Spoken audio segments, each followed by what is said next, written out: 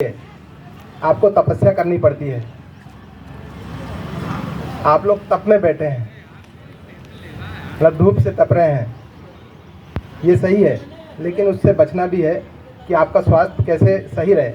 जब तक तन अच्छा रहेगा तो मन अच्छा रहेगा। अभी आप लोगों की परीक्षाएं आ रही है, बोर्ड एग्जाम्स भी है। कौन से क्लास वाले बच्चे हैं सारे? 9th है। बोर्ड एग्जाम्स चालू है। पढ़ाई कैसे करना है अपने सीनियर बच्चों से सीखना है आपको, और गुरुजनों से सीखना है, और जो बताते हैं उनके निर्देशों का पालन करना है। हम लोग एक छोटा सा शिविर लेकर आए हैं, लोक अदालत।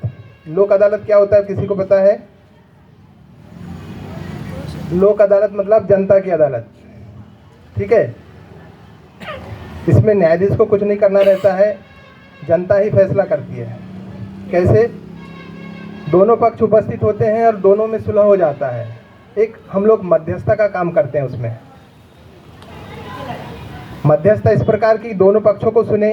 पहले एक पक्ष को सुन लीजिए कि उनकी क्या समस्या है, फिर दूसरे पक्ष को सुन लीजिए कि उसके विरुद्ध क्या सॉल्यूशन निकल सकता है। दोनों को एक साथ सुन लो, दोनों में क्या सुलह हो सकती है। पति पत्नी के मामले रहते हैं, थोड़ी सी बात पे वो मन मुटाव कर लेते हैं और अलग अलग हो जाते हैं। सालों तक उनके प्रकरण चलते रहते हैं कोर्ट में, बस इसी बात पर कि वो मुझे लेने नहीं आया है। एक बार वो चली गई अपने मायके, उसके बाद वो चाहती हैं कि वो लेने आए, और पति इस हट पर बैठ जाता है कि वो तो उसके मन से गई है, मैं लेने नहीं जाऊंगा, वो खुद आएगी। तो इतने से हट में जो होता है, बच्चों का जीवन बर्बाद हो जाता है। छोटे बच्चे रहते हैं, वो भी मायके चले जाते हैं, मम्मी के साथ रहते हैं, पिता का उन पे साया नहीं रहता है।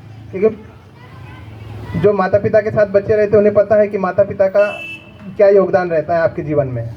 दोनों यदि साथ में रहेंगे तो आप माता पिता का अनुभव देखेंगे, उनका ज्ञान आपको लेकर चलेगा। लेकिन माता पिता के वाद विवाद में कई बच्चों का जीवन बर्बाद हो जाता है। हम चाहते हैं ऐसे केसों में कि आप लोग अपने माता पिता या पड़ोस में जहाँ पर भी ऐसे मामले हो जिनको सुलझाया जा सकता है, उनको बताएं कि लोक अदालत के दिन जाएं और उपस्थित होकर मामले सुलझा लें। कोशिश करते हैं जहाँ तक के एक हो जाए दोनों पक्ष। यदि नहीं हो पाते, यदि संभावना ही नहीं है कि वो एक हो जाए, तो दोनों को अलग अलग होने के लिए बताया जाता है कि भाई आप अलग अलग हो जाएं, जीवन क्यों बर्बाद कर रहे हैं। ना वो दूसरी शादी कर पाते हैं, ना ही दूसरा घर बसा सकते हैं जब तक तलाक नहीं हो जाता है। तो महिलाएं कहती कि हम तलाक भी नहीं देंगे और किसी दूसरे का घर भी नहीं बसाएंगे। तो उनको रास्ता बताया जाता है कि भाई समाधान क्या है इसका। ऐसा नहीं है कि मामला एक बार यदि वो भरण पोषण प्राप्त कर लेती है तो वो चलता रहेगा।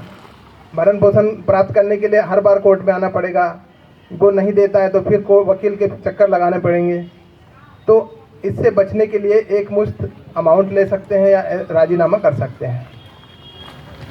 इस प्रकार के मामले आते हैं। अभी आप सोशल मीडिया पे भी देखते हैं, थोड़े थोड़े मोबाइल के बातों के चक्कर में वाद विवाद हो जाते हैं।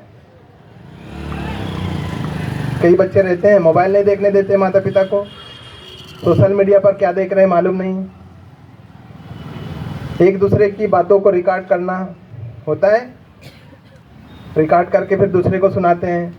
तो ये गोपनीय चीज़ें रहती हैं, अपनी चीज़ें दूसरों को या दूसरी की चीज़ें अपने को नहीं देखना चाहिए। थोड़ी सी बातों पे क्या विवाद हो जाता है। पति पत्नी हो सकता है कि उनकी स्वयं की बातें रहती हैं, बाद में जाके शाम को मोबाइल चेक किया जाता है कि किसने फ़ोन लगाया था, किसको लगाया था। तो इनमें विवाद होता है। जब तक के पति पत्नी में या आपसी